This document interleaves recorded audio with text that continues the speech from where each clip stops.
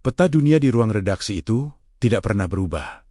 Namun, pagi ini, ia tampak lebih mengintimidasi bagi Clara Vance selama 2 dekade. Clara telah mengukir namanya di dunia jurnalisme internasional melalui laporan-laporan yang tajam, dingin, dan tanpa ampun. Baginya, dunia bukan lagi kumpulan pemandangan indah atau destinasi wisata, melainkan sirkuit rumit yang digerakkan oleh krisis ekonomi, manuver politik, dan reruntuhan pasca perang. Ia terbiasa melihat negara sebagai variabel dalam sebuah persamaan besar, di mana setiap kebijakan memiliki konsekuensi yang bisa dihitung secara matematis. Clara berdiri di depan layar besar yang menampilkan data statistik global terbaru. Garis-garis batas negara terlihat rapi, memisahkan kedaulatan dengan warna-warna yang telah ditentukan berdasarkan angka. Ada keindahan yang ganjil dalam statistik. Mereka tidak memiliki perasaan, tidak memiliki bias, dan yang terpenting, mereka tidak pernah berbohong. Namun, ada satu titik di peta itu yang selalu ia hindari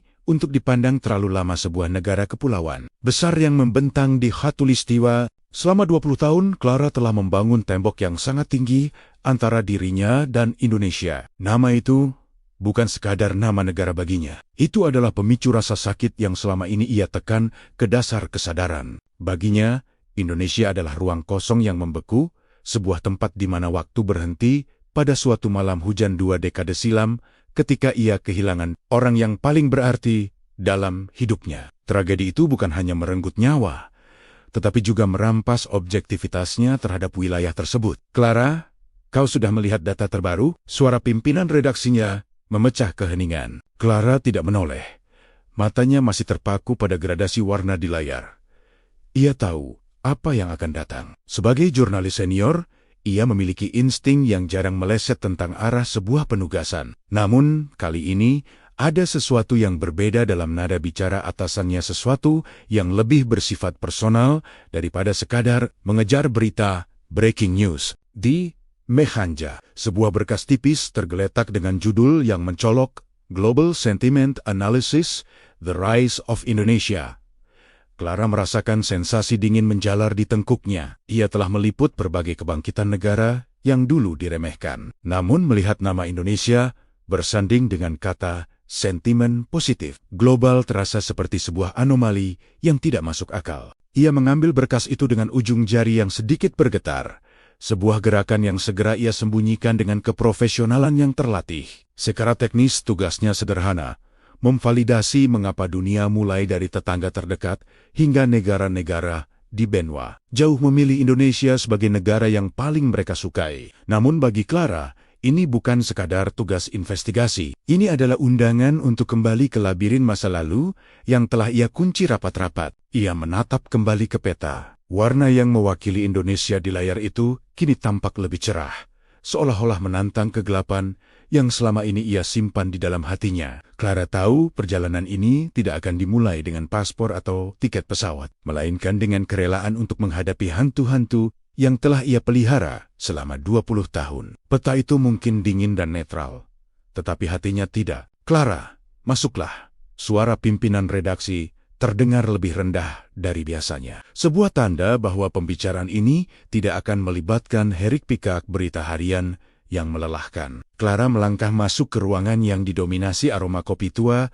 dan tumpukan koran dari berbagai belahan dunia. Ia duduk dengan punggung tegak, mencoba menyembunyikan rasa tidak nyaman yang mulai menggerogoti ketenangannya sejak ia melihat berkas di mejanya tadi. Pimpinan redaksinya, seorang pria yang telah melihat ribuan konflik meletus dan mereda, menyerahkan sebuah folder tipis berwarna krem. "Kami ingin kau melakukan sesuatu yang berbeda," katanya tanpa basa-basi. "Selidiki satu hal, mengapa dunia, terutama negara-negara besar, menempatkan Indonesia di urutan teratas dalam tingkat kesukaan global?" Satu kata itu Indonesia terasa seperti hantaman fisik bagi Clara untuk sesaat. Udara di ruangan itu seolah tersedot habis, dadanya terasa mengeras.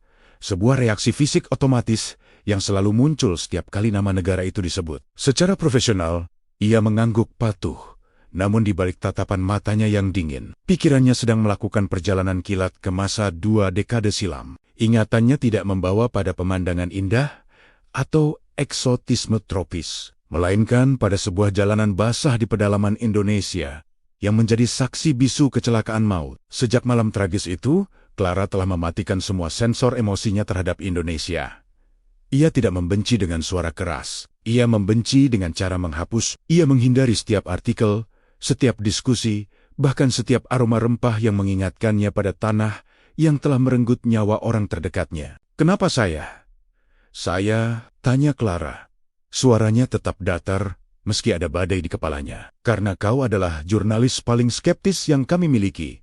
Jawab atasannya tenang. Kau tidak akan terbuai oleh narasi diplomatik yang manis. Kami butuh seseorang yang melihat angka dan fakta tanpa melibatkan perasaan. Clara ingin tertawa mendengar alasan itu. Ironisnya, justru karena perasaanlah ia begitu enggan menerima tugas ini. Namun, ia sadar bahwa dalam dunia jurnalisme, penolakan atas dasar emosional adalah sebuah kelemahan yang tak termaafkan. Data tetaplah data, dan tugas adalah perintah yang harus dijalankan. Malam itu, sendirian di bawah lampu ruang kerjanya yang remang, Clara akhirnya membuka folder tersebut. Ia berharap menemukan anomali, kesalahan input, atau metodologi yang cacat. Ia ingin membuktikan bahwa dunia salah dalam mencintai negara itu. Namun, semakin ia menggulir layar, semakin hatinya menciut. Angka-angka itu berdiri dengan kokoh Filipina, Thailand, Vietnam, hingga Jepang, semuanya memberikan persentase yang hampir tidak masuk akal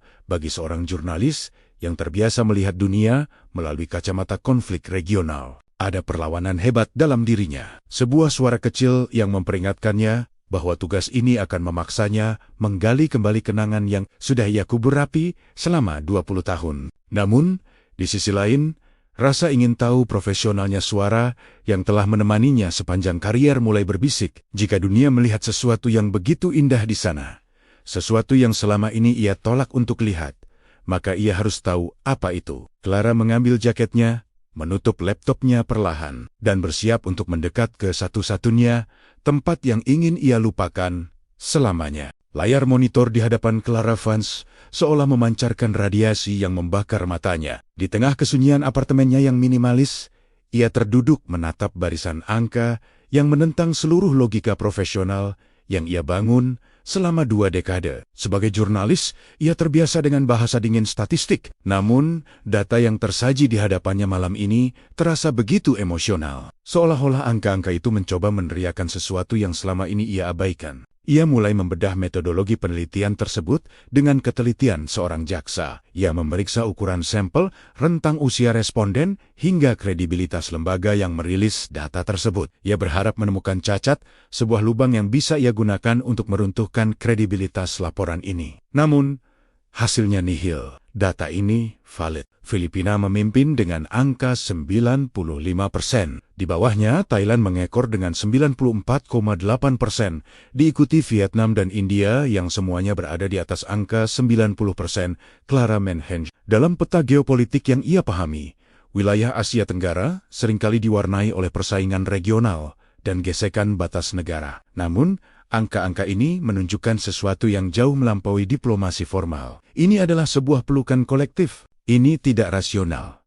Gumamnya pelan pada udara kosong. Logika jurnalistiknya mengatakan bahwa sebuah negara biasanya disukai karena dominasi militer, kekuatan ekonomi yang mengintimidasi, atau pengaruh politik yang memaksa. Namun, Indonesia adalah negara yang di mata media internasional seringkali hanya muncul saat terjadi bencana alam, kemacetan yang melumpuhkan, atau isu demokrasi yang belum sepenuhnya matang. Bagaimana mungkin negara yang berantakan dalam banyak aspek teknis justru memenangkan hati dunia dengan begitu telak? Rasa tidak percaya itu bercampur aduk dengan kegelisahan yang tumbuh di ulu hatinya. Setiap kali ia melihat nama Indonesia di layar, ingatannya tentang kecelakaan 20 tahun lalu itu berdenyut kembali seperti luka lama yang belum kering. Ada perlawanan hebat dalam dirinya. Sebuah suara yang mengatakan bahwa semakin dalam ia menggali data ini, semakin ia terpaksa berhadapan dengan hantu yang telah ia kubur. Namun, insting pemburu berita dalam dirinya tidak bisa dibungkam. Jika dunia melihat sesuatu yang luar biasa di Indonesia, maka ia harus membuktikannya, entah untuk mengonfirmasi kebenaran itu, atau justru untuk mematahkannya. Ia berdiri, mengambil catatan kecilnya, dan menuliskan satu pertanyaan besar yang akan menjadi kompas perjalanannya. Apa yang mereka lihat, yang selama ini aku tolak untuk lihat? Malam itu, Clara Vance tidak lagi melihat peta sebagai garis batas yang kaku. Ia mulai melihatnya sebagai kumpulan cerita yang menunggu untuk disingkap. Dengan tangan yang masih terasa dingin, ia memesan tiket penerbangan pertamanya. Ia tidak lagi menjauh. Ia bersiap untuk menabrak langsung kenyataan yang selama ini ia hindari. Pesawat mendarat mulus di Bandara Internasional Ninoy Aquino. Saat matahari Manila baru naik setengah. Dari balik jendela, Clara Vance melihat kota yang sudah hidup bahkan sebelum pagi benar-benar matang. Lalu lintas yang padat, suara klakson yang bersahutan, dan papan reklame raksasa dengan warna-warna cerah menyambutnya dengan energi yang intens. Bagi Clara, Manila terasa seperti cermin dari Jakarta, sama-sama bising, sama-sama sibuk, dan sama-sama menyimpan rahasia di balik kemacetannya. Ia belum melangkah jauh dari pintu kedatangan ketika sesuatu yang familiar, namun tak ia duga,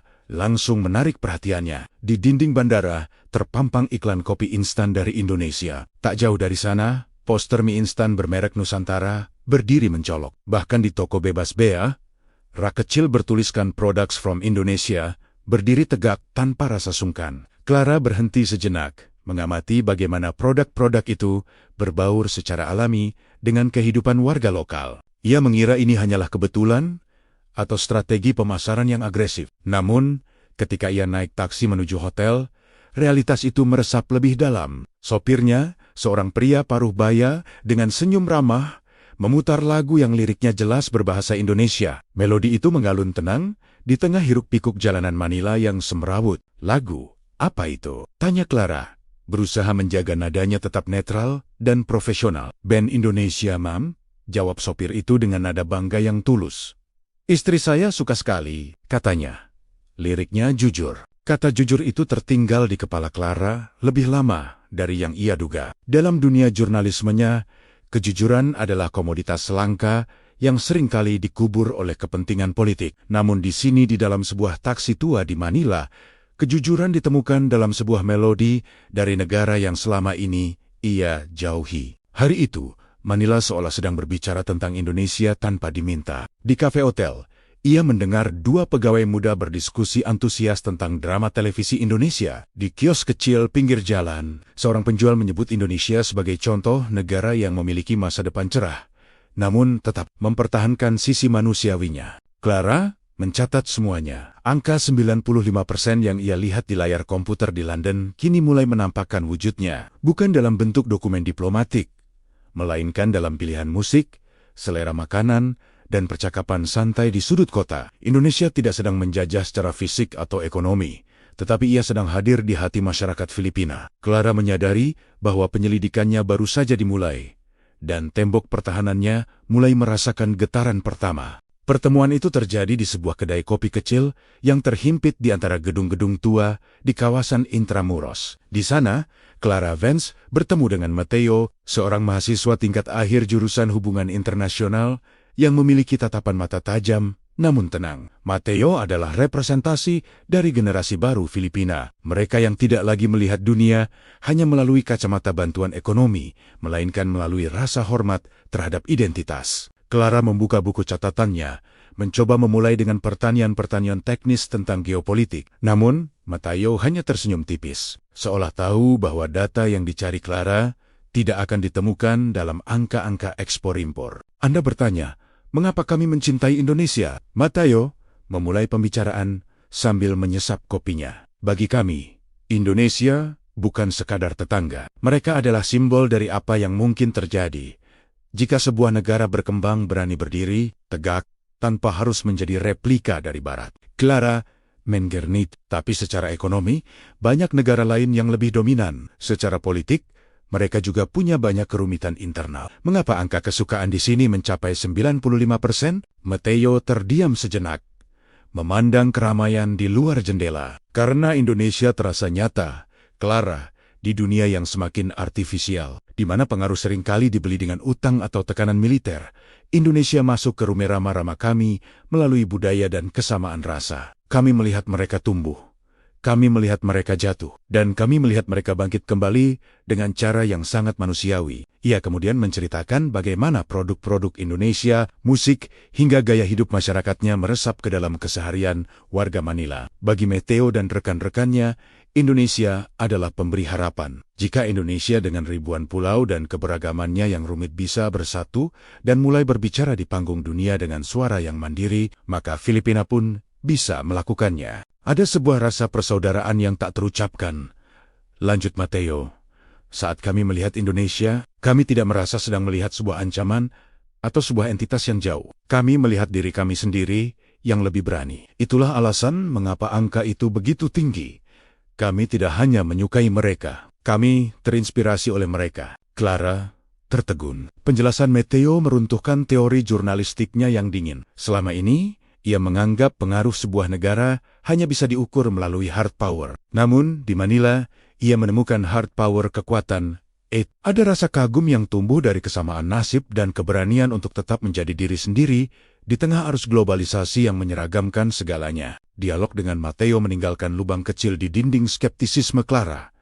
Ia mulai menyadari bahwa kebencian yang ia pelihara selama 20 tahun mungkin telah membutakannya dari sebuah kebenaran sederhana, bahwa sebuah negara bisa dicintai bukan karena kekuatannya untuk menundukkan, melainkan karena kemampuannya untuk merangkul dan memberi harapan pada sesamanya. Matteo memberikan Clara perspektif pertama yang tidak bisa dihitung dengan kalkulator statistik, namun terasa sangat nyata di ulu hati. Malam itu di Manila, Clara Vance tidak bisa tidur. Ia duduk di balkon hotelnya, memandang kelap-kelip lampu kota yang tidak pernah benar-benar padam. Di hadapannya buku catatan jurnalistiknya terbuka, namun hanya ada sedikit coretan angka. Kata-kata Matteo tentang sesuatu yang nyata terus berputar di kepalanya, seperti kaset rusak. Sebagai jurnalis yang dibesarkan dalam budaya barat yang memuja presisi dan transparansi mekanis, konsep nyata bagi Clara selama ini adalah sesuatu yang bisa diverifikasi secara empiris kebijakan publik,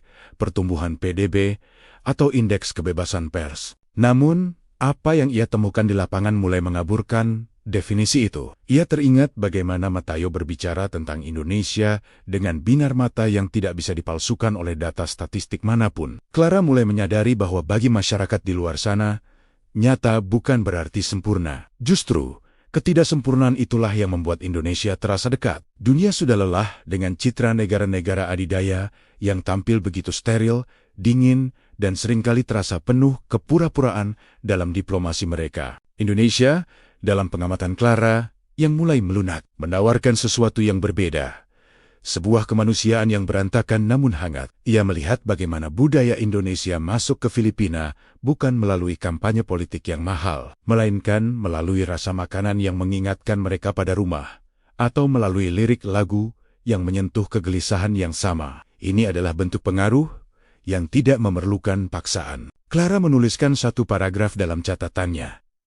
Mungkin kita selama ini salah mengukur kekuatan sebuah negara. Kita sibuk menghitung senjata dan cadangan devisa, sementara dunia sedang merindukan koneksi yang jujur. Indonesia tidak tampil sebagai guru yang menggurui atau penguasa yang mengancam. Mereka tampil sebagai kawan yang sedang berjuang bersama. Definisi nyata yang baru ini mulai meruntuhkan tembok sinisme Clara. Ia mulai mempertanyakan, apakah kebenciannya selama 20 tahun ini juga didasarkan pada definisi yang salah. Ia membenci Indonesia karena tragedi kecelakaan itu terasa begitu nyata dan menyakitkan. Namun ia menolak melihat kenyataan lain, kenyataan tentang orang-orangnya yang tulus. Tentang gotong royong yang ia dengar dari serita-serita di sepanjang jalan Manila. Ada rasa sesak yang mulai mencair di dadanya. Perjalanan ini, yang awalnya ia anggap sebagai tugas investigasi untuk membuktikan kesalahan dunia, perlahan berubah menjadi cermin bagi dirinya sendiri. Ia mulai menyadari bahwa dunia tidak sedang tertipu oleh citra Indonesia. Dunialah yang justru melihat sesuatu yang Clara butakan dengan sengaja selama puluhan tahun. Di bawah langit Manila yang lembab, Clara Vance akhirnya menerima bahwa kenyataan memiliki banyak wajah. Dan wajah yang ia temukan di sini jauh lebih hangat daripada statistik dingin yang ia bawa dari London. Penerbangan dari Manila ke Sydney terasa lebih panjang bagi Clara Vance ketika ia melangkah keluar dari bandara. Udara musim dingin Australia langsung menusuk kulitnya, seolah memberikan peringatan bahwa atmosfer di sini akan sangat berbeda dengan kehangatan yang baru saja ia rasakan di Filipina. Jika di Manila ia menemukan angka 95%, di Australia ia harus berhadapan dengan kenyataan yang lebih keras. hanya 35%. Sebuah anomali statistik yang sangat tajam bagi dua negara yang secara geografis adalah tetangga terdekat. Clara menyusuri dermaga Circular Quay, memandang Sydney Opera House yang berdiri megah di bawah langit biru yang pucat. Di sini, Indonesia terasa jauh lebih jauh daripada jarak ribuan kilometer yang tertera di peta. Tidak ada iklan kopi Nusantara yang mencolok. Tidak ada melodi lagu Indonesia yang mengalun dari taksi-taksi kota. Yang ada hanyalah kesunyian fungsional dan keteraturan yang dingin. Mengapa bisa begitu rendah? Clara bertanya pada dirinya sendiri sambil menatap kerumunan orang yang berlalu lalang dengan wajah datar. Logika jurnalistiknya kembali bekerja. Australia dan Indonesia memiliki sejarah kerjasama keamanan, perdagangan, dan pendidikan yang intens. Namun, angka 35% itu menunjukkan adanya jurang psikologis yang dalam. Ada ketakutan, ada ketidakpercayaan, dan ada prasangka yang mengakar kuat di bawah permukaan diplomasi formal. Ia mulai mewawancarai beberapa orang di jalanan Sydney. Jawaban yang ia dapatkan seringkali seragam. Indonesia dipandang sebagai tetangga yang sulit dipahami. Sebuah negara dengan populasi raksasa yang sewaktu-waktu bisa menjadi ancaman atau sekadar destinasi liburan murah yang berisiko. Bagi masyarakat Australia, Indonesia adalah orang asing yang tinggal tepat di samping rumah mereka. Clara merasakan sebuah deja vu yang menyakitkan. Sentimen negatif warga Australia terhadap Indonesia terasa seperti cermin dari kebenciannya sendiri. Keduanya dibangun di atas satu fondasi yang sama. Narasi tentang bahaya, ketidakteraturan, dan luka masa lalu yang tidak pernah benar-benar disembuhkan. Di sini, ia tidak hanya melihat data statistik, ia melihat refleksi dari dinding yang ia bangun di sekeliling hatinya selama 20 tahun. Malam itu, di hotelnya yang menghadap ke arah pelabuhan, Clara menuliskan sebuah refleksi yang tajam. Dekat secara geografis tidak menjamin kedekatan batin. Australia dan Indonesia adalah dua dunia yang bersentuhan, namun tidak saling merangkul. 35% itu bukan sekadar angka, itu adalah jarak antara rasa takut dan keberanian untuk mengenal. Clara menyadari bahwa perjalanan di Australia akan menjadi perjalanan yang paling berat secara emosional. Ia tidak lagi mencari alasan mengapa dunia mencintai Indonesia, tetapi mengapa ada bagian dari dunia termasuk dirinya sendiri yang begitu keras kepala untuk tetap membencinya. Di tengah dinginnya malam Sydney, Clara Vance mulai mempersiapkan diri untuk menggali lebih dalam ke dalam kegelapan prasangka, mencari tahu kapan tepatnya jembatan itu runtuh, dan apakah masih ada harapan untuk membangunnya kembali. Langkah kaki Clara Vance bergema di sepanjang koridor tua sebuah perpustakaan di pusat Sydney. Ia memiliki janji temu dengan Arthur, seorang pria paruh baya yang menghabiskan sebagian besar hidupnya sebagai pengamat politik luar negeri. Arthur adalah representasi dari generasi yang tumbuh di tengah ketidakpastian hubungan antara Canberra dan Jakarta. Di matanya, Indonesia bukan sekadar tetangga, melainkan sebuah teka-teki raksasa yang selalu tampak mengancam. Kau mencari alasan di balik angka 35% itu, Clara? Arthur memulai pembicaraan dengan suara parau yang menyimpan banyak beban masa lalu. Ia menyesap tehnya perlahan. Matanya menatap tajam ke arah dokumen-dokumen sejarah yang berserakan di atas meja. Di sini, Indonesia adalah warisan bayangan, sebuah narasi yang diwariskan dari meja makan ke meja makan, dari satu laporan berita ke laporan berita lainnya. Clara mencatat setiap kata dengan saksama. Arthur menjelaskan bahwa bagi generasinya, Indonesia seringkali digambarkan sebagai raksasa yang sedang tertidur. Ada trauma kolektif yang sulit dijelaskan, yang berakar pada ketakutan akan invasi, perbedaan ideologi yang tajam, dan ketidakteraturan yang dianggap sebagai ancaman bagi kenyamanan hidup di Australia. Bagi mereka, kedekatan geografis justru menciptakan kecemasan, bukan keakraban. Kami dididik untuk waspada, lanhut Arthur. Setiap kali ada gejolak di sana, kami di sini merasa seolah-olah fondasi rumah kami ikut bergetar. Itulah mengapa dukungan kami rendah. Bukan karena kami tidak tahu tentang mereka, tetapi karena kami terlalu sering diberitahu tentang sisi gelap mereka. Kami melihat Indonesia melalui kacamata ketakutan, bukan melalui mata manusia yang setara. Clara terjiong. Ia merasakan getaran yang sama di dalam hatinya. Penjelasan Arthur seolah menjadi pembenaran atas tembok yang ia bangun sendiri selama 20 tahun. Ia pun melihat Indonesia melalui warisan bayangan, sebuah tragedi pribadi yang ia generalisasikan menjadi kebencian terhadap sebuah bangsa. Arthur adalah cermin bagi Clara. Mereka berdua suma-suma terjebak dalam narasi lama yang belum selesai. Di tengah pembicaraan, Arthur menunjukkan sebuah kliping koran tua tentang operasi kemanusiaan bersama saat bencana besar melanda Indonesia bertahun-tahun silam. Ada momen di mana kita saling membantu, katanya dengan nada sedikit melunak. Tapi anehnya, ingatan tentang konflik selalu lebih kuat daripada ingatan tentang kebaikan. Bayangan itu selalu lebih panjang daripada cahaya yang menciptakannya. Kejadian ini membawa Clara pada sebuah kesimpulan pahit, bahwa kebencian seringkali bukan lahir dari pengalaman pribadi yang menyeluruh, melainkan dari penggalan-penggalan informasi yang dipilih dengan sengaja untuk dipelihara. Australia, melalui orang-orang seperti Arthur, sedang bergelut dengan bayangan masa lalunya sendiri terhadap Indonesia. Clara menyadari bahwa untuk mengubah angka 35% itu menjadi sesuatu yang lebih hangat, seseorang harus berani menyalakan lampu dan berhenti memuja bayangan. Perjalanan di Australia mulai memberinya pelajaran bahwa musuh terbesar bukanlah negara yang ia benci, melainkan prasangka yang ia pelihara seperti pusaka. Clara Vance melangkah keluar dari perpustakaan yang pengap dengan perasaan yang masih berat, namun langkahnya terhenti di sebuah kafe terbuka di area kampus University of Sydney. Di sana, suasana jauh lebih hidup. Di antara deretan meja kayu, ia melihat sekelompok mahasiswa yang tertawa riuh, dan di tengga-tengga mereka duduk seorang mahasiswi bernama Chloe.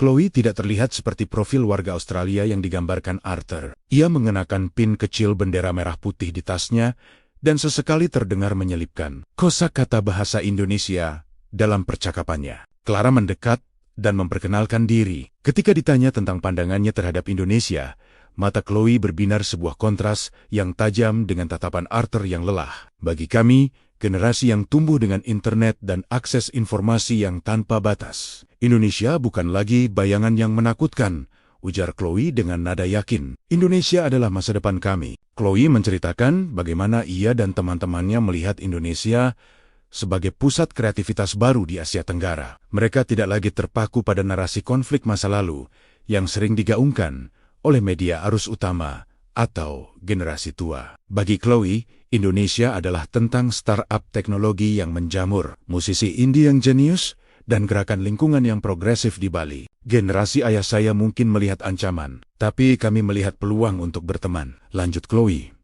Ia menjelaskan bahwa banyak mahasiswa Australia sekarang memilih belajar bahasa Indonesia bukan karena kewajiban akademis, melainkan karena mereka ingin memahami jiwa dari negara yang paling dinamis di kawasan ini. Mereka membangun jembatan melalui media sosial, kolaborasi seni, dan pertukaran ide yang melampaui batas-batas birokrasi yang kaku. Clara mencatat kata-kata itu dengan perasaan aneh yang mulai merayap di dadanya. Jika Arthur adalah personifikasi dari dinding yang dibangun Clara, maka Chloe adalah palu yang mulai meretakkan dinding tersebut. Chloe menunjukkan bahwa kebencian dan ketakutan bukanlah sesuatu yang permanen. Mereka bisa luntur jika berhadapan dengan rasa ingin tahu yang tulus dan keterbukaan. Kami adalah jembatan itu, Clara, kata Chloe sebelum mereka berpisah. Mungkin angka 35% itu rendah sekarang, tapi itu hanya karena suara generasi lama masih terlalu keras. Tunggulah 10 tahun lagi. Malam itu, Clara duduk di meja kerjanya. Membandingkan catatannya tentang Arthur dan Chloe,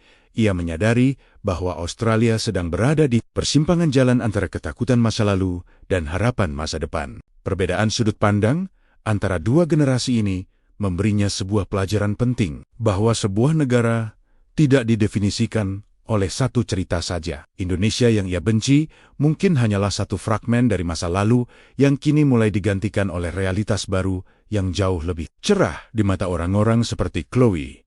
Tembok batin Clara kini tidak lagi terasa sekokoh sebelumnya. Di malam terakhirnya di Sydney, Clara Vance berdiri di depan cermin besar di kamar hotelnya. Bayangan yang terpantul di sana bukan lagi jurnalis dingin yang berangkat dari London dengan kepastian absolut. Wajah itu tampak letih, dengan guratan kegelisahan yang tidak bisa disembunyikan oleh riasan tipis. Perjalanan dari Manila ke Sydney telah melakukan sesuatu yang tidak pernah ia duga. Ia mulai melihat retakan pada dinding batinnya sendiri. Ia teringat percakapannya dengan Arthur yang penuh dengan beban masa lalu, dan kontras tajam yang dibawa oleh Chloe dengan semangat masa depannya. Clara menyadari bahwa selama 20 tahun ini, ia telah menggunakan Indonesia sebagai kambing hitam atas kesedihan yang tidak kunjung usai. Ia membangun narasi bahwa negara itu berbahaya, tidak teratur, dan tidak layak untuk dicintai. Hanya agar ia memiliki tempat untuk menaruh kemarahannya. Namun, data statistik yang ia bawa angka 95%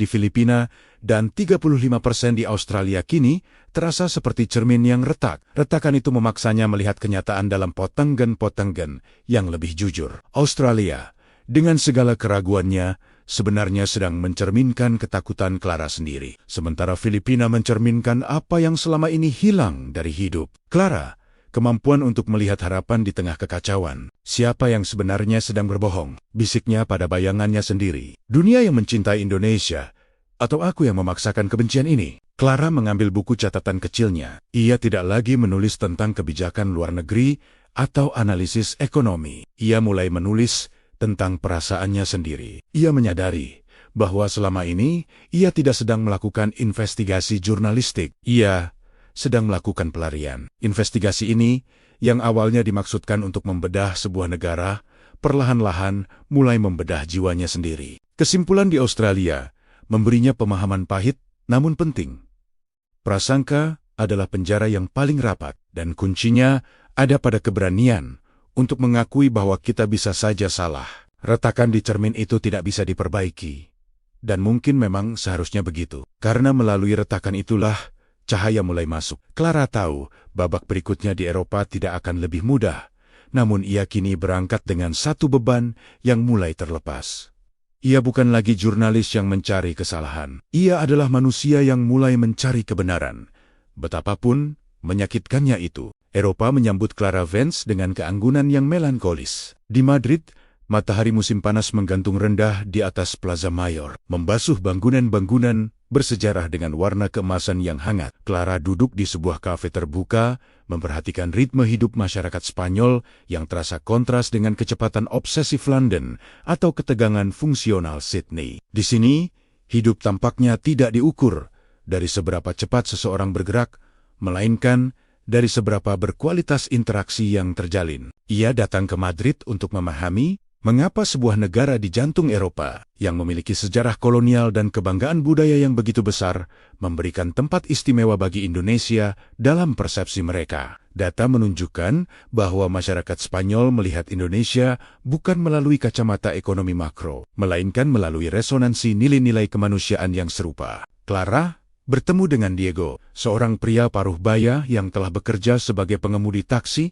dan pemandu wisata selama 3 dekade. Diego adalah tipe orang yang bisa membaca karakter seseorang hanya dari cara mereka menutup pintu mobil. Anda bertanya, mengapa kami merasa dekat dengan orang-orang dari kepulauan yang sangat jauh itu? Diego tertawa kecil. Suara seraknya mencerminkan keramahan khas Mediterania. Karena bagi kami, Indonesia adalah cermin dari apa yang mulai hilang di Eropa.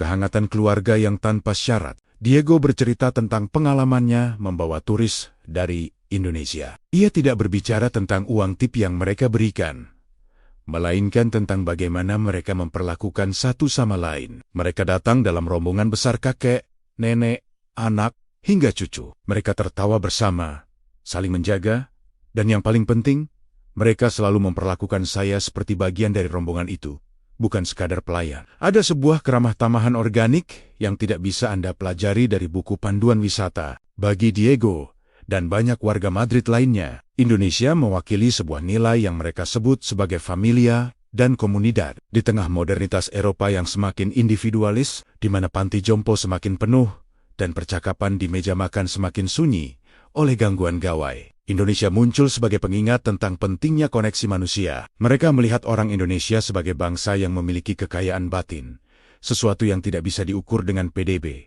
namun sangat menentukan kebahagiaan sebuah masyarakat. Clara mencatat pengamatan Diego dengan jemari yang kini bergerak lebih tenang. Ia mulai menyadari bahwa di Eropa, Indonesia dicintai karena ia menawarkan antitesis terhadap kekosongan modern. Masyarakat Spanyol menemukan kesamaan dalam cara Indonesia memuliakan orang tua dan menjaga harmoni sosial. Ada sebuah rasa hormat yang mendalam terhadap keteguhan bangsa Indonesia dalam mempertahankan struktur sosial tradisional mereka di tengah arus globalisasi yang seringkali menghancurkan nilai-nilai lokal. Kami melihat mereka sebagai bangsa yang bahagia, lanjut Diego sebelum berpisah. Dan di dunia yang semakin stres ini, kebahagiaan adalah magnet terkuat. Kami menghormati mereka karena mereka tahu caranya hidup, bukan hanya caranya bekerja. Malam itu, Clara berjalan menyusuri Grand View, Akate kota Diego.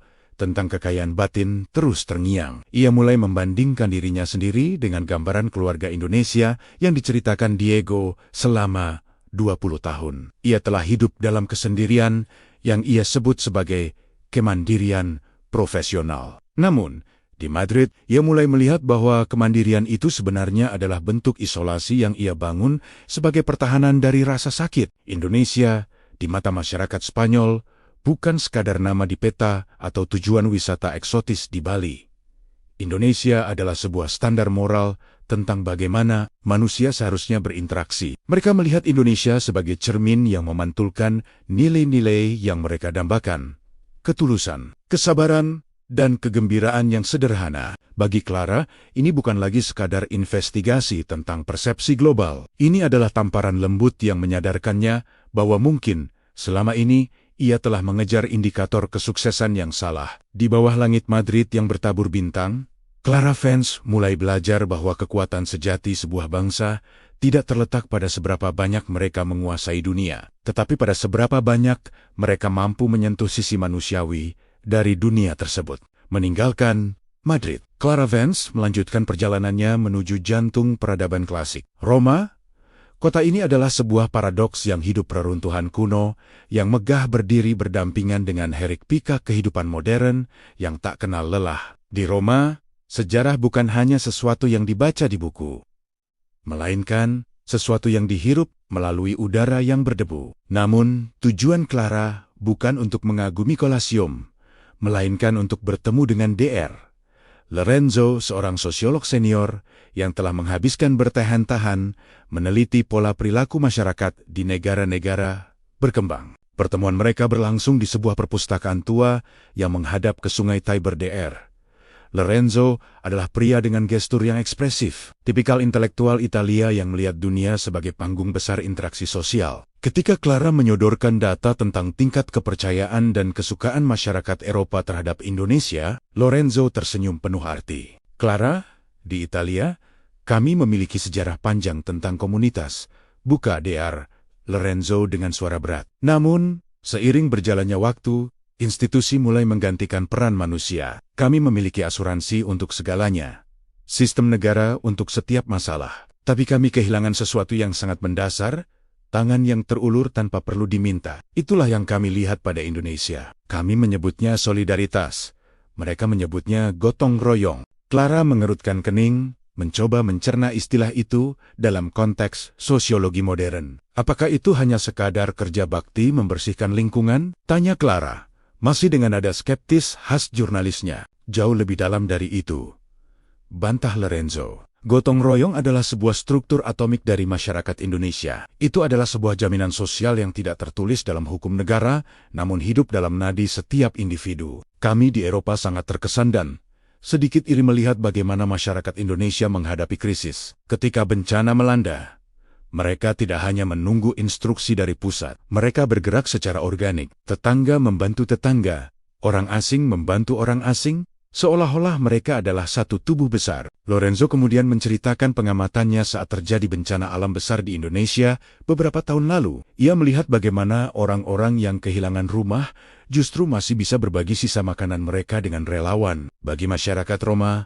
yang sering terjebak dalam birokrasi yang kaku dan individualisme perkotaan, konsep gotong royong ini terdengar seperti sebuah utopia yang nyata. Kami menghormati Indonesia karena mereka membuktikan bahwa kemajuan ekonomi tidak harus menghancurkan struktur sosial dasar, lanjut Lorenzo. Dunia luar, terutama Eropa, melihat Indonesia sebagai laboratorium kemanusiaan. Di saat banyak negara maju mengalami krisis kesepian dan isolasi sosial, Indonesia tetap menjadi negara yang hangat karena masyarakatnya tidak pernah membiarkan satu orang pun jatuh sendirian. Clara mencatat kata-kata itu dengan perasaan yang semakin tidak menentu. Ia teringat akan masa-masa sulitnya sendiri setelah kecelakaan tragis 20 tahun lalu. Di London, ia pulih secara fisik dalam kesunyian yang steril. Ia memiliki asuransi kesehatan terbaik, namun ia tidak memiliki tangan yang terulur tanpa diminta. Ia melewati duka itu sendirian, terbungkus dalam privasi yang ia anggap sebagai martabat,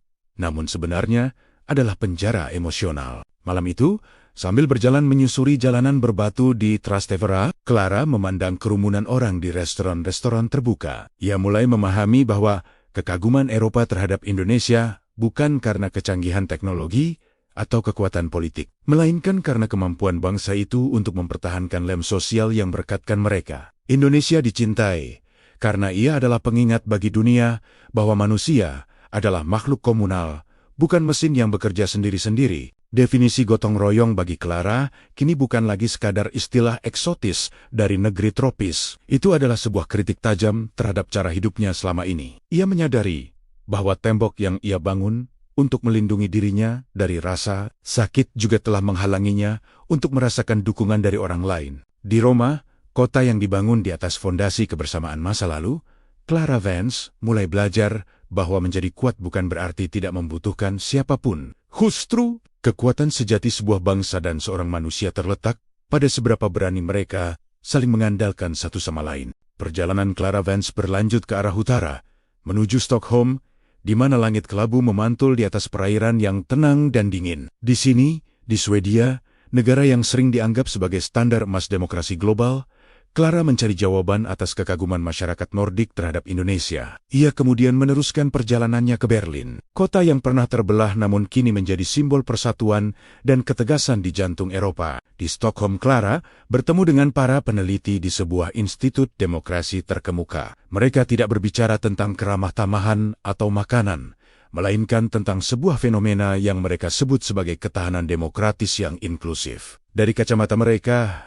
Indonesia bukan hanya sekadar angka pertumbuhan ekonomi, melainkan sebuah laboratorium raksasa di mana demokrasi berhasil tumbuh subur di tanah yang paling beragam di planet ini. Bayangkan, Clara, ujar salah satu analis senior di Stockholm, sambil menunjuk peta persebaran etnis dan agama di Indonesia. Kami di Swedia sering kesulitan mengintegrasikan kelompok kecil imigran baru. Sementara itu, Indonesia mengelola keberagaman ribuan pulau, ratusan bahasa, dan berbagai keyakinan dalam satu sistem demokrasi yang relatif stabil. Bagi kami, itu bukan hanya sebuah prestasi politik, itu adalah keajaiban sosiologis yang sangat kami hormati. Clara mencatat dengan rasa takjub yang mulai menggantikan sinismenya. Ia menyadari bahwa selama ini ia melihat demokrasi Indonesia sebagai sesuatu yang rapuh dan penuh gejolak. Namun, di Stockholm, ia belajar bahwa gejolak itu adalah bagian dari proses pendewasaan yang sehat. Masyarakat Nordik melihat Indonesia sebagai bukti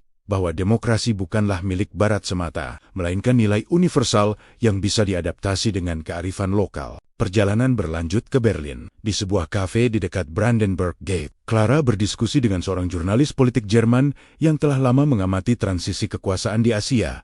Jerman, sebuah bangsa yang memiliki sejarah panjang tentang perpecahan dan rekonsiliasi, melihat Indonesia dengan rasa kagum yang didasari pada kematangan dalam keragaman. Jerman menghormati Indonesia karena prinsip Bhinneka Tunggal Ika mereka, kata jurnalis tersebut. Di tengah tren dunia yang sedang bergerak ke arah polarisasi dan ekstremisme sayap kanan, Indonesia menunjukkan bahwa persatuan tidak harus berarti penyeragaman. Mereka bisa berdebat keras, mereka bisa memiliki perbedaan keyakinan yang tajam, namun pada akhirnya mereka tetap sepakat untuk menjadi satu bangsa. Itu adalah bentuk kedewasaan bernegara yang bahkan beberapa negara di Eropa mulai lupakan. Di Berlin, Clara mulai melihat Indonesia sebagai mercusuar harapan. Di mata masyarakat Jerman dan Swedia, Indonesia adalah simbol bahwa sebuah negara besar bisa bertransformasi dari sistem otoriter menuju demokrasi tanpa kehilangan identitas nasionalnya. Mereka melihat proses pemilu di Indonesia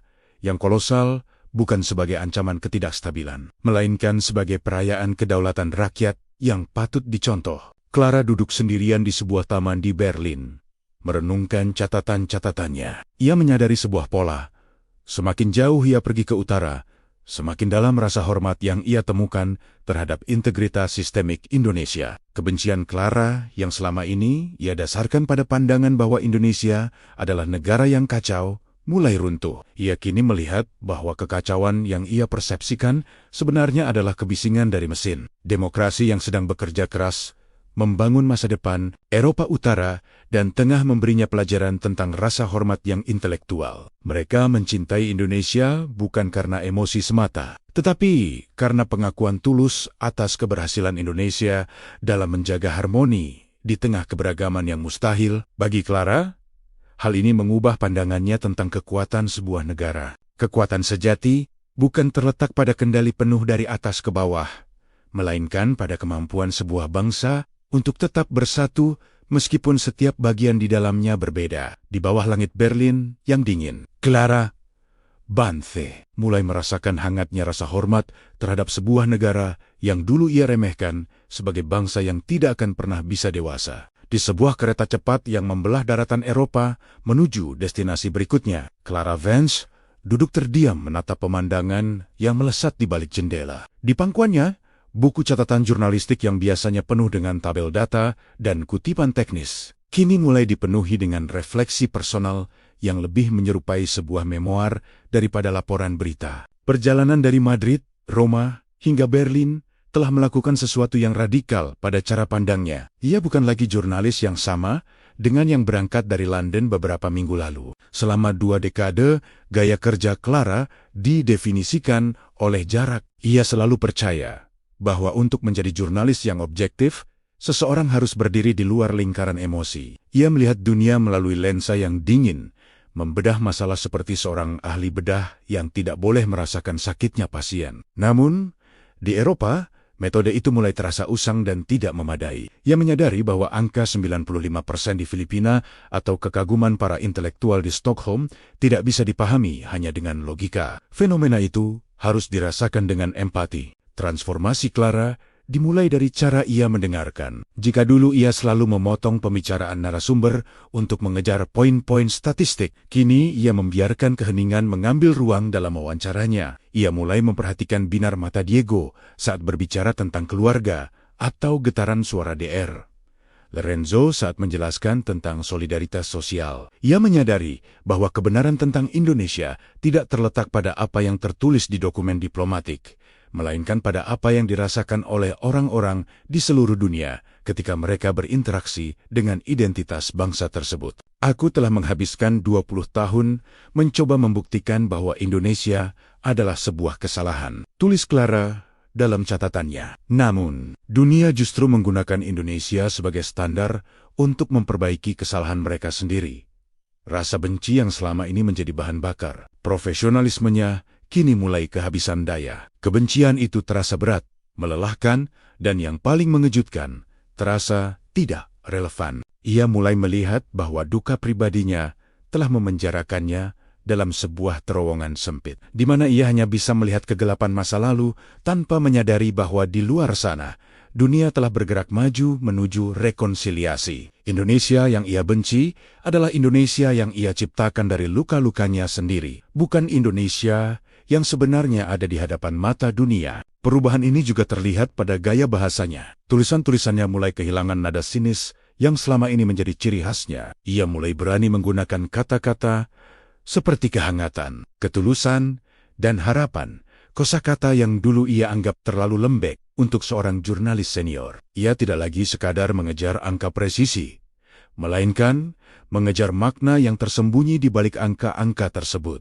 Clara merasakan sebuah kelegaan yang aneh, seolah-olah sebuah beban besar baru saja diangkat dari pundaknya. Transformasi ini bukan berarti ia kehilangan integritas jurnalistiknya. Justru sebaliknya, ia kini menjadi lebih jujur karena ia berani mengakui keterbatasan perspektifnya. Ia mulai memahami bahwa untuk memahami mengapa dunia mencintai Indonesia, ia harus terlebih dahulu memaafkan dirinya sendiri karena telah memelihara kebencian begitu lama. Di tengah deru mesin kereta, Clara Vance menutup matanya sejenak. Ia menyadari bahwa tugas ini bukan lagi tentang membuktikan siapa yang benar atau siapa yang salah. Ini adalah perjalanan kepulangan bagi hatinya sendiri. Ia bersiap menuju Amerika, bukan untuk mencari bukti baru, tetapi untuk memperdalam pemahaman yang kini mulai tumbuh subur di dalam dirinya. Cahaya dari Nusantara yang dulu ia hindari, kini mulai menyinari sudut-sudut paling gelap dalam jiwanya, mengubah jurnalis yang dingin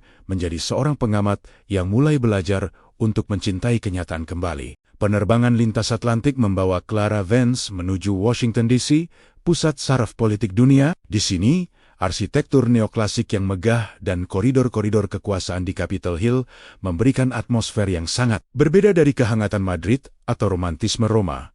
Washington adalah tempat di mana segalanya diukur berdasarkan kepentingan strategis, pengaruh geopolitik, dan kesetiaan aliansi. Clara datang ke sini dengan pertanyaan yang lebih tajam. Mengapa Amerika Serikat, sebuah negara adidaya yang seringkali sulit memberikan pengakuan, memandang Indonesia dengan tingkat kepercayaan yang begitu tinggi? Ia memiliki janji temu di sebuah kantor elegan yang menghadap ke arah Lincoln Memorial. Di sana, ia bertemu dengan Mr. Sterling, seorang mantan diplomat senior yang telah menghabiskan puluhan tahun menavigasi hubungan antara Gedung Putih dan negara-negara Asia. Sterling adalah pria dengan pembawaan tenang dan kalkulasi yang presisi. Anda harus memahami satu hal tentang Washington, Clara. Sterling memulai sambil merapikan beberapa dokumen di mejanya. Kami tidak memberikan pujian secara cuma-cuma. Jika Indonesia berada dalam radar positif kami, itu karena mereka telah membuktikan satu hal yang sangat langka di dunia politik hari ini. Konsistensi dan karakter. Clara mencatat kata karakter dengan rasa penasaran. Banyak negara memiliki pertumbuhan ekonomi yang lebih cepat atau kekuatan militer yang lebih besar. Mengapa Indonesia yang dianggap sebagai mitra sejajar yang unik? Sterling bersandar di kursinya, menatap kejauhan melalui jendela besar. Indonesia adalah negara yang tahu cara berkata tidak dengan sopan, namun tegas. Mereka tidak bisa dibeli, dan mereka tidak bisa dipaksa untuk memihak dalam polarisasi kekuatan besar. Kami menghormati mereka karena mereka adalah jangkar stabilitas. Di tengah kawasan yang penuh gejolak, Indonesia tampil sebagai orang dewasa di dalam ruangan. Mereka memimpin tanpa harus berteriak, dan mereka menjalin kemitraan tanpa harus mengorbankan kedaulatan mereka. Bagi para pembuat kebijakan di Washington, Indonesia bukan lagi sekadar pasar yang potensial atau negara muslim terbesar. Mereka melihat Indonesia sebagai model bagaimana sebuah bangsa bisa modern dan demokratis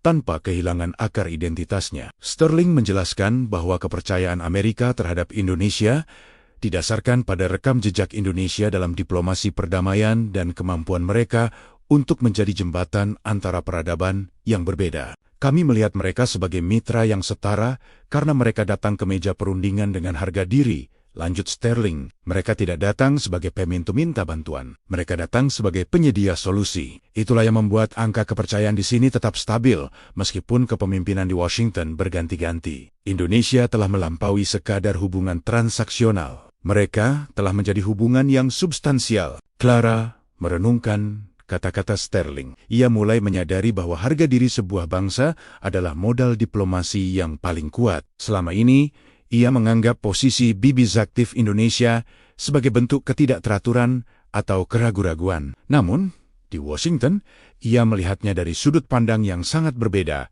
Itu adalah bentuk keberanian tertinggi. Indonesia dicintai dan dipercaya karena mereka berani menjadi diri mereka sendiri di hadapan raksasa dunia. Malam itu, Clara berjalan di sepanjang reflecting pool. Ia melihat monumen-monumen yang dibangun untuk menghormati prinsip-prinsip kemerdekaan dan keberanian. Ia menyadari bahwa nilai-nilai yang diperjuangkan Amerika sebenarnya tercermin dalam cara Indonesia membawa dirinya di panggung global. Transformasi batin Clara semakin dalam. Jika di Eropa ia belajar tentang empati, di Washington ia belajar tentang rasa hormat terhadap integritas. Ia mulai memahami bahwa kebenciannya selama ini adalah bentuk pengecilan terhadap sebuah bangsa yang sebenarnya jauh lebih besar dan lebih kuat daripada yang pernah ia bayangkan. Indonesia bukan hanya sekadar korban kecelakaan dalam sejarah pribadinya. Indonesia adalah pemain utama yang sedang menulis sejarah baru dunia dengan cara yang bermartabat. Di bawah bayang-bayang obelis, monumen Washington, Clara Vance menuliskan satu kalimat pendek namun kuat dalam catatannya. Kepercayaan tidak diminta. Ia dibangun melalui karakter yang tidak bisa digoyahkan. Paris menyambut Clara Vance dengan aroma hujan yang baru saja membasahi jalanan berbatu di sepanjang tepi sungai Seine. Kota ini adalah kiblat bagi mereka yang memuja kedalaman makna, filsafat, dan kebebasan batin. Di sini, segala sesuatu mulai dari cara orang menyesap kopi, hingga cara mereka memandang seni selalu memiliki lapisan filosofis yang tebal. Clara datang ke Paris bukan untuk melihat Menara Eiffel, melainkan untuk menemui Etienne, seorang kurator seni dan kritikus budaya yang dikenal memiliki ketajaman dalam membaca jiwa sebuah bangsa melalui ekspresi artistiknya. Pertemuan mereka berlangsung di sebuah galeri kecil di kawasan Le Marais. Etienne, pria dengan syal sutra dan pandangan mata yang seolah bisa menembus waktu, sedang mengamati sebuah lukisan abstrak karya seniman Indonesia. Ketika Clara bertanya mengapa masyarakat Prancis, yang dikenal sangat kritis dan sulit dipuaskan, memberikan rasa hormat yang begitu tinggi pada Indonesia, Etienne terdiam cukup lama sebelum menjawab. Dunia Barat, terutama kami di Prancis, seringkali terjebak dalam penjara logika. Etienne memulai dengan suara bariton yang lembut. Kami mengukur segala sesuatu dengan rasionalitas yang kering. Kami memiliki kebebasan politik, kami memiliki kebebasan berbicara, namun kami seringkali kehilangan kebebasan batin. Dan itulah yang kami temukan pada Indonesia, sebuah kemerdekaan jiwa yang tidak bisa dibeli. Clara mengerutkan kening, mencoba menangkap konsep yang abstrak itu. Apa yang Anda maksud dengan kebebasan batin? Etienne berjalan menuju jendela yang menghadap ke jalanan sempit Paris.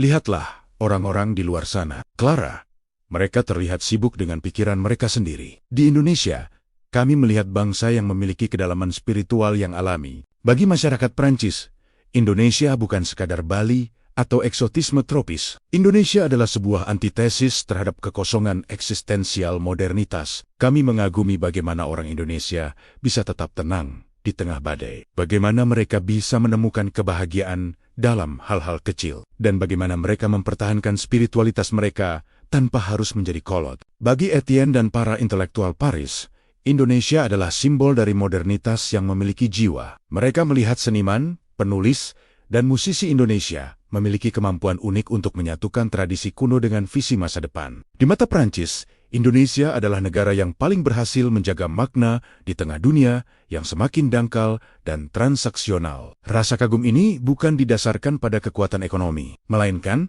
pada kekayaan budaya yang memberikan inspirasi bagi kebebasan berpikir. Kami mencintai Indonesia karena mereka mengingatkan kami bahwa manusia bukan sekadar mesin ekonomi. Lanjut Etienne, mereka memiliki apa yang kami sebut joie de vivre, kegembiraan hidup yang bersumber dari ketulusan hati. Di Paris, kami mungkin memiliki kebebasan untuk mengkritik apa saja, tetapi di Indonesia, kami menemukan kebebasan untuk menjadi diri sendiri tanpa beban. Itulah alasan mengapa angka kesukaan di sini begitu tinggi. Kami menghormati mereka sebagai bangsa yang bebas dalam arti yang paling dalam. Clara mencatat refleksi Etienne dengan perasaan yang semakin tenang. Di Paris, ia mulai menyadari bahwa kebebasan yang ia cari selama 20 tahun, kebebasan dari rasa sakit dan kenangan buruk, tidak akan pernah ditemukan melalui logika atau dendam. Kebebasan itu hanya bisa ditemukan melalui penerimaan. Sama seperti bangsa Indonesia yang menerima segala kerumitan sejarah mereka dengan kelapangan hati. Malam itu, Clara duduk di sebuah bangku taman di dekat Notre Dame. Ia memandang aliran air Seine yang tenang. Ia menyadari bahwa selama ini ia telah membelenggu batinnya sendiri dengan kebencian yang ia anggap sebagai perisai. Namun, melalui perspektif masyarakat Prancis, ia melihat bahwa perisai itu sebenarnya adalah penjara. Indonesia, dengan segala kesederhanaan dan kedalaman maknanya, telah mengajarinya bahwa kebebasan sejati adalah ketika seseorang berani melepaskan beban masa lalu untuk merasakan hangatnya masa kini. Kebebasan batin, bisik Clara pada dirinya sendiri. Di tengah kota yang memuja kebebasan, Clara Vance akhirnya menemukan kunci untuk membuka pintu penjara hatinya sendiri. Cahaya Nusantara kini tidak lagi terasa seperti ancaman, melainkan seperti undangan untuk pulang pada dirinya yang sejati, seorang manusia yang siap untuk memaafkan dan kembali merasakan makna hidup yang sesungguhnya. Meksiko menyambut Clara Vance dengan ledakan warna dan aroma yang intens. Di Mexico City, kehidupan seolah tumpah ke jalanan, suara musik mariachi yang jauh, aroma tacos yang terbakar, dan tawa yang meledak di setiap sudut alun-alun Zocalo. Namun, di balik keriuhan itu, Clara menemukan sebuah kedalaman emosional yang mengingatkannya pada sesuatu yang sangat familiar. Di sini, ia memiliki janji temu dengan Isabella, seorang kurator museum yang memiliki minat besar pada hubungan budaya antar benua. Mereka bertemu di sebuah halaman dalam yang tenang, dikelilingi oleh tanaman bougainvillea yang menjuntai. Isabella adalah wanita dengan mata yang hangat, yang melihat dunia bukan melalui lensa kekuasaan, melainkan melalui lensa perasaan. Ketika Clara bertanya mengapa masyarakat Meksiko, yang secara geografis berada di belahan dunia yang berbeda, merasa memiliki ikatan emosional yang kuat dengan Indonesia, Isabella tersenyum lembut. Clara, hidup di Meksiko tidak selalu mudah. Isabella memulai pembicaraan sambil menyajikan teh kembang sepatu. Kami adalah bangsa yang akrab dengan perjuangan, dengan gejolak, dan dengan kerasnya realitas ekonomi. Terkadang, kami merasa sangat lelah, dan dalam kelelahan itu, kami sering kali mencari sebuah pelarian emosional yang tidak hanya menawarkan hiburan, tetapi juga ketenangan. Itulah yang kami temukan dalam seri cerita tentang Indonesia. Isabella menjelaskan bahwa melalui berbagai pertukaran budaya, film, dan literatur, masyarakat Meksiko melihat Indonesia sebagai sebuah rumah spiritual yang jauh namun dekat. Mereka mengagumi bagaimana orang Indonesia menghadapi kesulitan hidup dengan senyuman yang tulus dan ketenangan yang tak tergoyahkan. Bagi warga Meksiko, Indonesia adalah simbol dari resiliensi yang anggun. Kami melihat mereka sebagai bangsa yang tahu cara bernapas di tengah sesak. Lanjut Isabella. Dunia luar mungkin melihat Indonesia sebagai negara yang sibuk dan berisik, tetapi kami melihat sebuah ketenangan batin yang dalam di sana. Kami terpesona oleh cara mereka memandang takdir bukan sebagai beban yang harus dikeluhkan, melainkan sebagai bagian dari perjalanan yang harus dijalani dengan syukur. Di Meksiko, kami sering menyebutnya sebagai pelukan dari timur. Clara Tejía mencerna kata Isabella. Ia teringat kembali pada masa-masa tergelapnya, di mana ia melihat takdir sebagai musuh yang kejam. Ia telah menghabiskan 20 tahun untuk melawan rasa sakit itu, berusaha menundukkannya dengan kerja keras dan sikap dingin. Namun di sini, di Meksiko, ia belajar dari perspektif yang jauh bahwa ada cara lain untuk berdamai dengan luka, yaitu dengan merangkulnya sebagai bagian dari kemanusiaan. Masyarakat Meksiko mencintai Indonesia karena Indonesia memberikan mereka ruang untuk bernapas. Mereka melihat kesamaan dalam struktur keluarga, dalam perayaan hari kematian yang sakral, dan dalam cara kedua bangsa ini merayakan kehidupan meskipun di tengah keterbatasan. Indonesia memberikan inspirasi bagi mereka bahwa kebahagiaan bukanlah hasil dari ketiadaan masalah, melainkan hasil dari cara kita merespons masalah tersebut. Indonesia adalah pengingat bagi kami bahwa di belahan dunia lain ada orang-orang yang memiliki jiwa yang sama dengan kami, kata Isabella sebelum mereka berpisah. Mereka memberikan kami ketenangan hanya dengan mengetahui bahwa mereka ada. Itulah alasan mengapa angka kesukaan di sini begitu tinggi. Kami tidak hanya menyukai Indonesia, kami membutuhkan keberadaan mereka sebagai pengimbang dari kerasnya dunia ini. Malam itu, Clara berjalan menyusuri jalanan Mexico City yang mulai meredup. Ia merasakan sebuah ketenangan yang aneh mulai meresap ke dalam dirinya. Investigasi ini, yang awalnya ia kira akan berakhir dengan pembuktian fakta-fakta keras, justru berakhir menjadi perjalanan penyembuhan luka batinnya sendiri. Di Meksiko, ia menyadari bahwa Indonesia bukan hanya dicintai karena apa yang ia berikan secara materi, tetapi karena apa yang ia wakili secara emosional.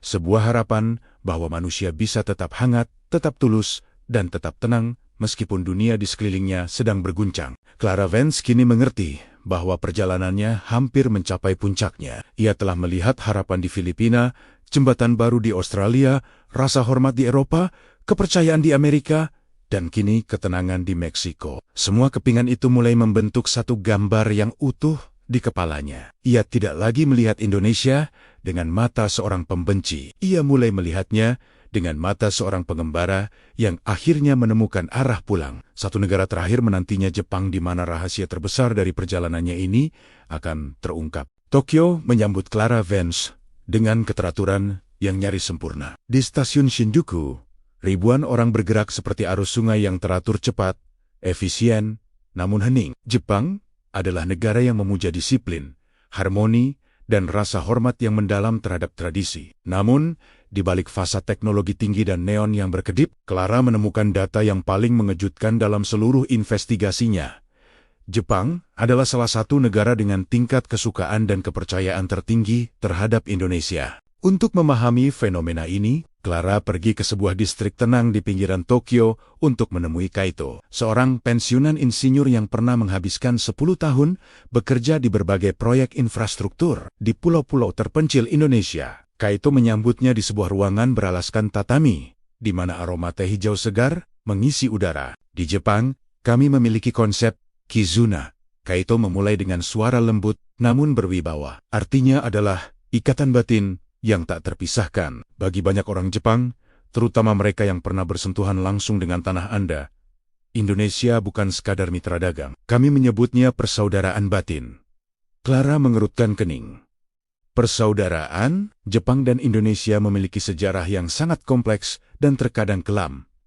Bagaimana mungkin ikatan itu disebut persaudaraan? Kaito mengangguk pelan, mengakui kerumitan sejarah itu. Justru karena sejarah itulah kami belajar tentang rekonsiliasi. Namun, yang lebih penting adalah apa yang terjadi di masa kini. Saat Jepang dilanda bencana besar gempa dan tsunami, Indonesia adalah salah satu negara pertama yang hadir. Bukan hanya mengirimkan bantuan materi, tapi mereka mengirimkan doa dan dukungan moral yang tulus. Kami melihat orang-orang yang hidupnya jauh lebih sederhana dari kami, namun memiliki hati yang sangat luas untuk berbagi. Kaito menceritakan pengalamannya saat bekerja di sebuah desa di pelosok Nusantara. Ia terkesan dengan bagaimana masyarakat setempat menerimanya, bukan sebagai orang asing yang superior, melainkan sebagai bagian dari keluarga. Mereka berbagi makanan yang terbatas, mereka tertawa bersama di bawah hujan, dan mereka menunjukkan bahwa kebahagiaan tidak bergantung pada kemewahan materi. Masyarakat Jepang mengagumi Indonesia karena mereka memiliki sesuatu yang mulai memudar di masyarakat kami yang supermodern. Kemampuan untuk menikmati hidup dengan penuh rasa syukur, lanjut Kaito. Kami melihat Indonesia sebagai saudara yang hangat di saat kami terjebak dalam kesepian dan tekanan kerja yang tinggi. Melihat keceriaan dan ketulusan orang Indonesia memberikan kami energi kehidupan. Kami merasa memiliki ikatan emosional yang kuat karena Indonesia mengajarkan kami kembali cara menjadi manusia yang memiliki perasaan. Bagi masyarakat Tokyo, Indonesia adalah destinasi jiwa. Mereka menghormati Indonesia karena ketangguhan mentalnya, kedewasaan politiknya, dan yang paling utama, karena sifatnya yang tidak pernah menyimpan dendam. Di mata Jepang, Indonesia adalah bangsa yang telah memaafkan masa lalu untuk membangun masa depan bersama. Rasa sayang ini tumbuh dari kekaguman terhadap karakter bangsa yang lembut namun kuat. Clara mencatat kata-kata Kaito dengan tangan yang sedikit bergetar. Ia teringat akan masa lalunya sendiri, tentang bagaimana ia memelihara dendam selama 20 tahun. Sementara sebuah bangsa yang pernah mengalami luka sejarah yang jauh lebih besar, justru mampu memilih jalan persaudaraan. Di Tokyo, kota yang menggabungkan masa lalu dan masa depan dengan begitu apik, Clara Vance akhirnya menyadari bahwa dirinya adalah anomali. Dunia telah memilih untuk mencintai dan memaafkan, sementara ia tetap terpaku dalam kebenciannya. Persaudaraan batin, tulis Clara di buku catatannya. Ia menyadari bahwa Jepang mencintai Indonesia bukan karena apa yang bisa dihasilkan oleh pabrik-pabrik mereka, melainkan karena apa yang dipancarkan oleh jiwa orang-orangnya. Indonesia adalah cermin bagi Jepang untuk melihat sisi kemanusiaan mereka sendiri yang paling murni. Malam itu, Clara berdiri di persimpangan Shibuya yang ikonik. Di tengah ribuan manusia yang berlalu lalang, ia tidak lagi merasa asing. Ia mulai memahami bahwa dunia adalah sebuah jaringan besar yang terhubung oleh rasa saling membutuhkan secara emosional. Indonesia, dengan segala kehangatannya, telah menjadi perekat bagi banyak bangsa di dunia. Bagi Clara, Tokyo bukan lagi sekadar destinasi terakhir dalam jadwal investigasinya. Tokyo adalah gerbang menuju pengakuan terakhir yang selama ini ia hindari. Ia kini siap untuk membuka satu rahasia lagi, sebuah surat tua yang telah menantinya di kamar hotel yang akan mengubah seluruh hidupnya selamanya. Malam terakhir di Tokyo terasa sangat sunyi di dalam kamar hotel Clara Vance yang terletak di lantai 30. Di luar jendela, kerlap-kerlip lampu kota Tokyo membentang seperti hamparan permata. Namun perhatian Clara sepenuhnya tertuju pada sebuah paket kecil yang telah menunggunya di atas meja kerja sejak sore tadi. Paket itu dikirimkan oleh pengacara keluarganya di London, berisi barang-barang peninggalan orang terdekatnya yang baru saja ditemukan dalam sebuah brankas tua yang terlupakan. Dengan tangan yang sedikit gemetar, Clara membuka bungkusan itu. Di dalamnya terdapat sebuah buku harian lusuh, bersampul kulit, dan sebuah surat yang tintanya sudah sedikit memudar. Ini adalah milik seseorang yang nyawanya terenggut dalam kecelakaan tragis di pedalaman Indonesia 20 tahun lalu, tragedi yang menjadi akar dari seluruh kebencian dan dinding es yang ia bangun di sekeliling hatinya. Selama 2 dekade, Clara meyakinkan dirinya bahwa Indonesia adalah tempat yang kejam, sebuah negara yang hanya meninggalkan luka. Namun, saat ia mulai membaca baris demi baris surat itu, seluruh dunia yang ia bangun berdasarkan dendam mulai bergetar. "Clara sayang," tulis surat itu, "aku menulis ini dari sebuah desa kecil di kaki gunung. Kamu mungkin tidak akan percaya betapa hangatnya orang-orang di sini. Mereka tidak punya banyak hal, tetapi mereka memberiku segalanya: senyuman, makanan, dan rasa persaudaraan yang belum pernah kurasakan sebelumnya. Jika suatu saat terjadi sesuatu padaku, jangan pernah salahkan tanah ini. Indonesia adalah tempat di mana aku akhirnya menemukan makna tentang ketulusan yang sesungguhnya." Napas Clara tertahan. Dadanya terasa sesak, seolah dihantam godam raksasa. Kalimat-kalimat itu menghancurkan narasi kebencian yang ia pelihara selama 20 tahun. Orang yang paling ia cintai ternyata tidak pernah membenci tempat itu. Ia justru mencintainya. Tragedi itu hanyalah kecelakaan murni, sebuah guratan takdir yang tidak ada hubungannya dengan karakter sebuah bangsa. Air mata yang telah ia bendung selama 2 dekade, akhirnya tumpah tanpa bisa ditahan. Bukan hanya tangis kesedihan, tetapi tangis pelepasan. Ia menyadari sesuatu yang menyakitkan sekaligus membebaskan. Yang membeku selama ini bukan kebenaran tentang Indonesia, melainkan hatinya sendiri. Ia telah menghabiskan separuh hidupnya berperang melawan hantu yang sebenarnya ingin ia berdamai. Clara memandang kembali catatan perjalanannya selama beberapa minggu terakhir.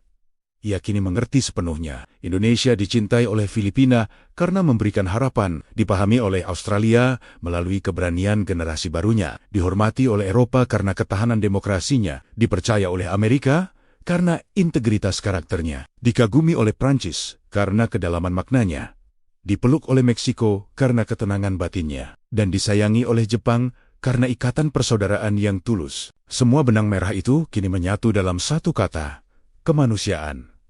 Indonesia bukan hanya sebuah titik di peta. Ia adalah pengingat bagi dunia tentang cara mencintai tanpa syarat, cara memberi tanpa suara keras, dan cara tetap hangat di tengah dunia yang semakin dingin. Clara menutup buku harian itu perlahan. Ia berjalan menuju jendela, menatap fajar yang mulai menyingsing di ufuk timur Tokyo. Untuk pertama kalinya dalam 20 tahun, ia tersenyum tanpa beban. Peta dunia yang selama ini ia lihat dengan tatapan sinis, kini bersinar dengan kehangatan yang nyata. Ia mengambil ponselnya dan mengetikkan pesan singkat kepada pimpinan redaksinya di London. Laporannya sudah siap. Judulnya bukan lagi tentang statistik, tapi tentang kepulangan hati. "Aku mengerti sekarang mengapa dunia memilih Indonesia, karena dunia sedang mencari jiwanya yang hilang, dan mereka menemukannya di sana." Clara Vance kini bukan lagi jurnalis yang membenci. Ia adalah saksi dari sebuah kebenaran sederhana, namun agung.